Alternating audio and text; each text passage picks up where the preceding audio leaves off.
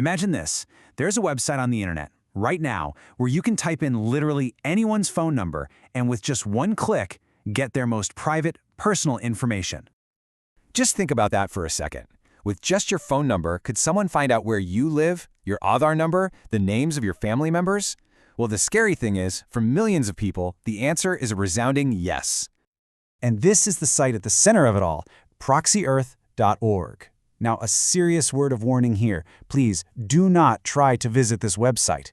Accessing it could put your own personal data at even greater risk. We're explaining all this so you understand just how real this threat is. So you're probably wondering, how on earth does a site like this even work? Well, the process is disturbingly simple. I mean, there are zero barriers. No login, no password, not even an OTP to check if it's really you. You literally just go to the site, punch in a number, and hit enter. And that's it. And what pops up, it's the kind of stuff that should be locked down tight. We're not talking about small details here. We're talking your full name, your actual home address, other phone numbers you use, the names of your family, and get this, even your government ID numbers like your Aadhaar card or your driver's license. And look, this isn't just some theory. Journalists over at the Lylon Top actually put it to the test. They plugged in the numbers of their own colleagues of politicians, even famous celebrities, and, in a whole lot of cases, boom, the website coughed up their private info just as promised. So that brings us to the next big question. Just how many people are we talking about here? The scale of this is, well, it's pretty staggering. According to estimates, the data of over 800 million people is available on this website. Let that sink in. 800 million. That's a huge chunk of the entire country's population, just out there. You know, this isn't just about someone finding out your address. As experts are warning, when you combine all this data, your Aadhaar, your address, your phone number, it becomes a weapon. It's the perfect toolkit for really sophisticated financial scams, for stalking, for surveillance. The possibilities are honestly terrifying. And if you thought that was bad, wait for it.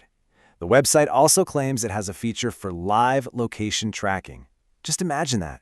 Someone could see exactly where you are in real time just from your phone number. Now, thankfully, that feature seems to be switched off for now. But the question is, for how long? Okay, so this begs a critical question, right? Where in the world did a database this huge, this detailed, even come from? Well, all signs seem to point to one place, telecom companies. And here's the biggest clue. The address that the website shows, it's almost always the one you gave on your official ID when you first signed up for your SIM card. So even if you've moved house since then, it's showing that old address, the one your phone company has filed away. All right, so we've covered the what and the how. Now let's get to the who. Who is actually behind this massive breach of our privacy? You know, this whole thing blew up incredibly fast. The website domain was only registered on October 17, 2025. Just over a month later, by late November, it was causing chaos on social media as people found their own data on it. And that's what really triggered the big journalistic investigations. And one of those investigations by a team at India Today actually got a lead. They managed to trace a user named Rakesh, who seemed to be the guy running the show. So what did they do? They went undercover, posing as people who wanted to buy data. And they got him talking. He even claimed that he has a team of 10 to 12 people helping him run the site. But his reason for doing all this? This might be the most unbelievable part of the entire story.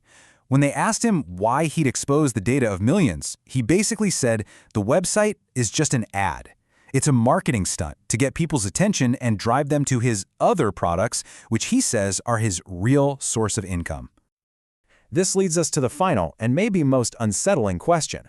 We know who's doing it. We know why. So what happens now? When the investigators asked Rakesh if he was worried about the government shutting him down, his answer was just defiant. He said if this one gets taken down, he'll just build another one just like it. So his plan is crystal clear. The government's plan? Well, that's still a big question mark. And so, here we are.